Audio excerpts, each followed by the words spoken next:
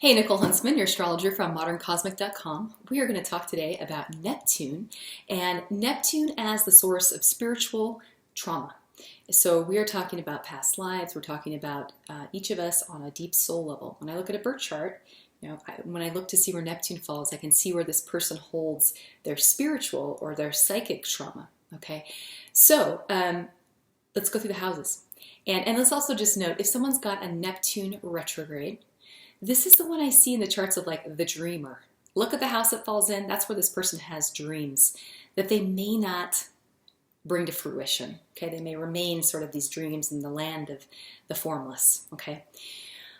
First house, we have idealistic expectations about what it is I will do. And we end up feeling like we're smaller than the work that needs to be done. And we can end up feeling disillusioned with ourselves. Okay. Second house, Neptune, we've got a Neptune, a Taurus Neptune, or like if you've got a Taurus Pisces, so Taurus in the 12th house or Pisces in the second house, they're idealistic expectations about what I have and what it is I share with others. These are the people who tend to give way too much away to others without any recompense. I have had so many clients who are like psychics or healers of some kind who have Neptune here, and they don't charge enough. It's like they have a hard time asking for what they're worth. So they're disillusioned and by greed to a certain extent. So there could have been a past life experience where they had to rely on, because they lost their food or their shelter or they had to rely upon God to kind of provide for them. They had to rely upon the charity of fellow man. So in this life, they still have that sort of idealism, but it can also play out in not having money, so it makes it hard to live. Okay, third house would be idealistic expectations about what it is that I know. These are people who many times they can be psychic, they can be quite spiritual, but they can also be those who are sort of in their own little fantasy land.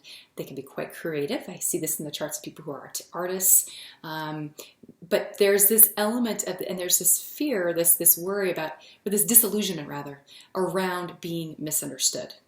Around feeling like I will never, what it is that's in my head, I can never get out of me to share to another. I wish another person could see what it is that's inside of me, that kind of thing. It's just sort of trapped in a way inside of us. We're disillusioned by being misunderstood or being unheard.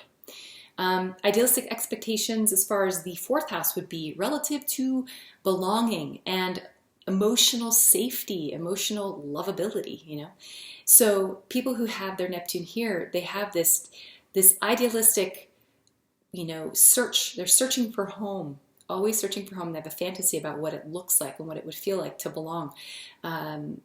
It's almost like they're looking for their soul family. So these people are ones who are disillusioned by experiences of rejection. And especially as a child, when they're younger, in the home growing up, experiences of one of the parents or both of the parents just being absent. So it's neglect, and then them having to create sort of a fantasy of what home looked like in order to cope. When we move into the fifth house, we have idealistic expectations about ego creation. So this is someone who has a dream of doing something with their life that's very creative, but they are disillusioned by their own imperfection. Like their creation is perfect in their head, but once they sit down and write the book or paint the painting or whatever it is, build the business, they see all the things that are wrong with it and that it's imperfect because it's now in the world of the formed. So it's no longer perfect like it was in their head. So these are the people who end up being kind of dreamers and they end up not using their talents at times. Not always, but that can happen.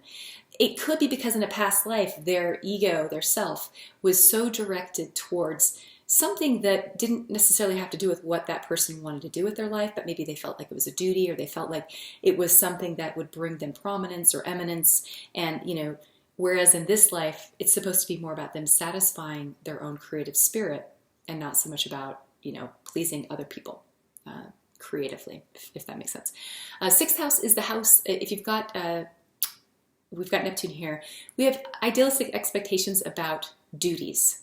So we can be the type of person who feels like everyone should be, adopting animals at the Humane Society. Everyone should be taking meals to people on Sunday.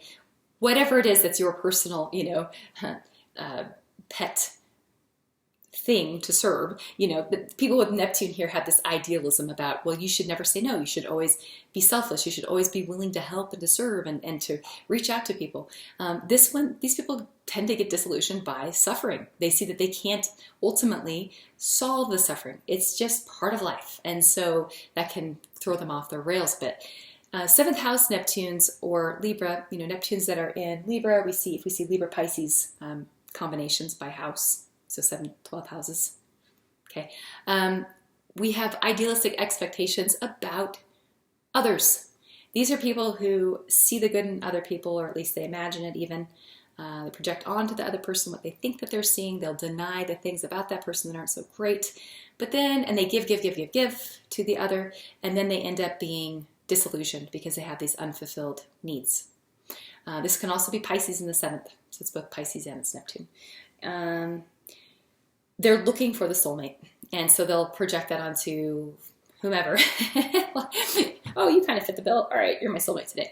8th house. This would be idealistic expectations about intimacy. There can be a disillusionment by just through experiencing abandonment, abuse, neglect, violation of boundaries, all those things. So there are this desire for a soul deep, intimate connection with another. But many times life isn't so idealistic. Life isn't, especially in the 8th house of sexuality, joint resources, all of like the challenging things and the dark side of the house kind of rules the taboo and the dark side of humanity. So it's a little tough one to have Neptune there or Pisces there. 9th house is idealistic expectations about our vision or about our belief in the world around us and our belief in truth.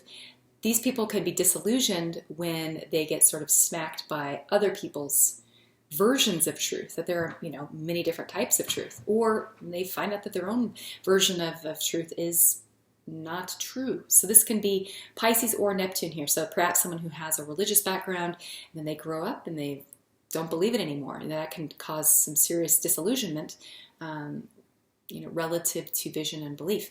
10th house is idealistic expectations about reputation, public station, eminence.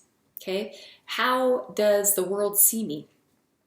So this one is people who have this here many times. I see this in the charts of people who want to be famous or want to be seen by the public in a way where it's almost like it's just Neptune is the dream and the fantasy.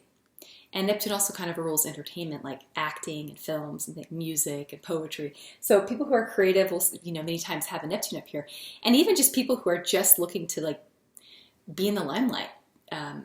They have a fantasy about being important, about being famous.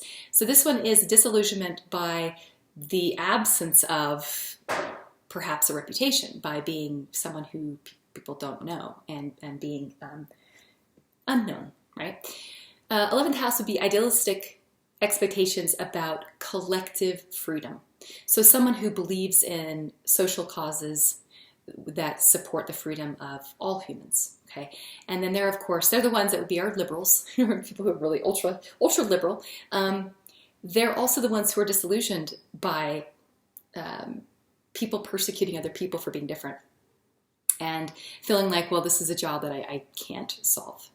And then finally, if you've got Neptune in the 12th house, this is a pretty intense placement for Neptune because it's kind of like anything goes with Neptune in the 12th or Pisces in the 12th. In my mind, there is the idealistic expectations about the soul and perhaps even at times being disillusioned by the fact that you're here on Earth. And people can try to escape that, and they can, slide into escapist behavior. Or you could have someone who's very psychic, who is able to sort of walk the veil is very thin for this person. They can kind of be on both sides at one time. Okay, all right, that's Neptune. Neptune as psychic or spiritual trauma throughout the houses. If you have questions, let me know. If you have thoughts, add them, and we'll move on to Pluto. Okay, thanks.